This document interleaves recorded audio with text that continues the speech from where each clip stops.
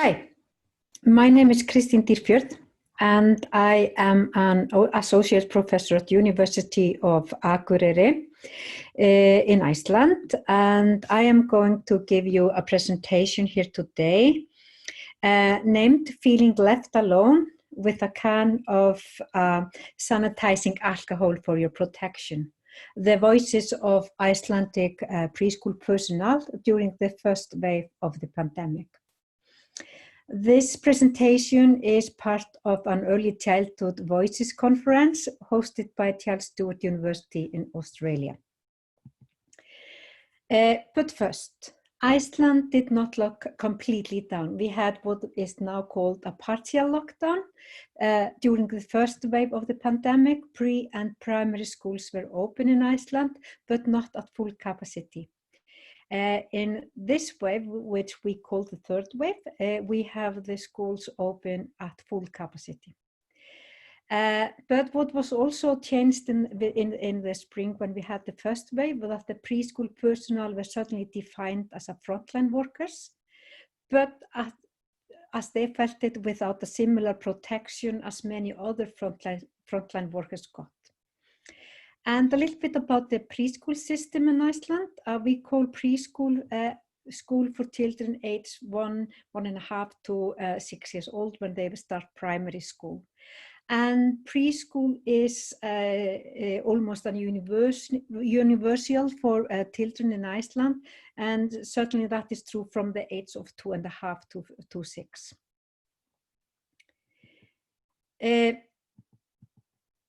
And a bit about the research. And this research was conducted by Anna Elisa Hreiðarsdóttir and I.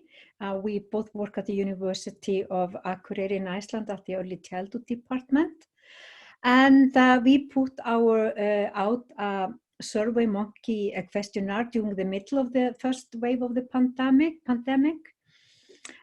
Before we distributed the questionnaire, we asked people from the field to read our questions and give feedback about what was on the mind of the people in the preschools. We decided to distribute the questionnaire in Facebook group, mostly visited by preschool staff. One of the sites has about 4,500 people and the other about 1,800 to 2,000 preschool teachers. And we got 658 answers. Questions were both open and closed, and the open questions were coded, and then we looked at them from a thematic perspective. Our research question for this part of the presentation, we asked people thinking about the lockdown, how did preschool employees view their status as a frontline worker, because we knew that was on their mind. And also we wanted to know how the working environment within preschool was during the lockdown, or which we decided to call lockdown, even though it is a partial lockdown compared to many other countries at the time. And we hoped our information would better prepare and inform the staff for the later waves of the pandemic, which at the time we hoped would not come, but obviously they came. So, what did we learn? Yes, surprise, we learned that 55% of our respondents were surprised that they were defined as a frontline worker and that the preschool were kept open. 32% had anticipated the decision, and 13% had not formed any kind of an opinion and therefore did not have a certain expectation about opening or closed. And as one of our respondents said or wrote, "I'm struggling, open or closed. I felt that too much emphasis was placed on the children being less infected and the staff were forgotten in the discussion. Then it was stated in the news yesterday that those who carry the virus but are symptomatic are most likely to infect others. And this also applies to children." And this kind of answer we got in more than from more than one respondent. We also asked if people thought that the preschool should be closed. And 5% of our respondents thought that the preschool should be closed during the assembly ban on social gathering. 12% and 12% wanted schools to operate normally, but 58% wanted preschool to open only for the children of the frontline workers. But that was not the case in Iceland. It was open for all children. People also said that they were both proud to be, we asked about it, how they felt about this being a frontline worker. And they said they were proud to be part of that group, but they were also worried. And there were many of them that had this conflicting emotions. Pride, responsibility, and importance of being part of a social project was highly on many minds, but also vulnerability, anger, anxiety, and fear. And then also there came in a fear of parents. They were not so much in a fear of getting infected from children, but they were afraid of getting infection from the parents when parents were dropping the children off or getting them from preschools, because then the distance could not be as much. One of the respondents said, I did not choose to be a frontline worker, so I experienced anger and anxiety. But at the same time, I was proud to do my duty. However, I was worried about being easily infected at work and that I would bring the virus home to my family. And that we saw a lot of people where some of our respondents said that they did not meet anybody outside of work because they didn't want to carry the virus into the preschool or from the preschool to their friends and family. So they kind of isolated themselves between going to work. Many also noticed that the preschool has been kind of a flagship in Iceland. We talk about the education for the youngest children and are very proud of that. The Icelandic preschool is part of the early educational system in Iceland. But during the pandemic, many felt that the preschool was first and foremost a service to the society, and education came maybe in second or third place. They also felt that a decision made from above didn't always reflect what was doable in the preschools, because preschools tends to be small building, they tend to be many people and many children in tight places.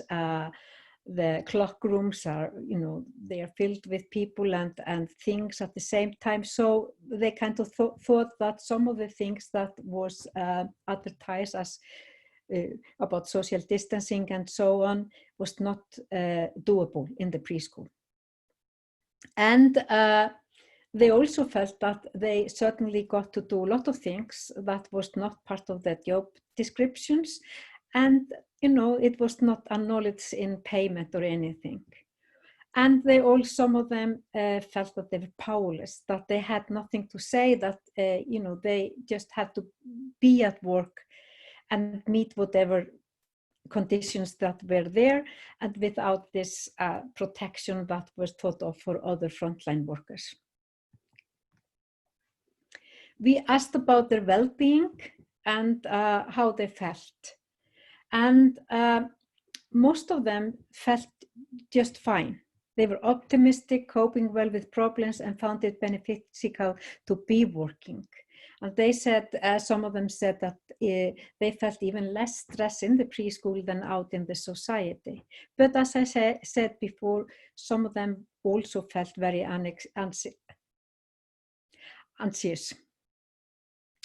Anxiety was the factor that separated the groups. For example, we found out that unskilled workers were more likely to experience anxiety, 58% of them, compared to those with a teaching license, which were about 35%.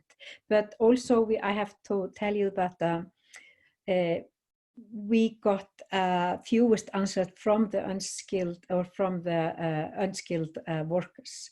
It was just rationally, it was more people with teaching license that answered us than people without it. And we also found out that the young people, the people under 30 that worked in the preschool, they were more afraid of getting the virus than the older people. And that's maybe just very realistic because older people have gone through more and so on. It is interesting to tell you though that we have done another survey now in this third wave, which is on the uprise in Iceland at the moment. And we feel that people are more afraid now than it was in the spring. We found that in schools that has a good curriculum and has good planning in place before the pandemic, then everything was better. I like the fact that the work environment is familiar, apart from us being much more in our classrooms. I could not be at work if everything became stiff and completely different. I think the children take this very well, and I think it is because we try to make everything look as normal as we can, said one of the teachers. So that was in a preschool that had a plan to follow, and they mentioned that they could follow their curriculum and so on. Another one said the workload is more massive than usual. We have taken on jobs such as disinfection, washing toys, locking doors with keys, making sure disinfection and hand washing is being done and not going between rooms. We have also had to wash the school laundry and use the professional preparation room as a cafeteria. It was decided from above that everyone could come to the schools, and then we have to sort things out with just a spray can full of sanitizer to protect us. So this is kind of the feeling that was going around in the schools. But also because there was a lot of thing going on and there was a lot of organization going on, and some of the preschool leaders, they kind of decided that they needed to meet their groups more than before. And this is from one of the leaders. He said, wow, how proud I am of my group. Everyone came in at 8 and stayed until 16:30. In Iceland, we have 8 hours working days usually. We started having small staff meetings at the end of each day outside to review the situation. So this was a critical endpoint. I thought this was a critical endpoint every day, mainly to thank each other for the day and whether we could do something better. For the staff, this was from the leader, but for the staff, this seems to be, in some cases, those kind of things seems to be an extra workload. But what is the conclusion of our of this part of the research is that mostly people were proud, but they were also worried. They were worried about getting sick at work. They were worried about close contact with the parents. They were worried about bearing the sickness, the virus to their families and from the families to the school. And they obviously were worried about their own health. They were also talked about the workload, that the workload was more, it was a different kind of a workload, but as you can hear in my colleague's presentation, there were also bright points, which I am not going over here. And the blueprint of the preschool was a problem in many cases. Both in some cases, the clockroom were very, very tight, as I said before, but we also have maybe one clockroom for 5, 6, 7 classrooms.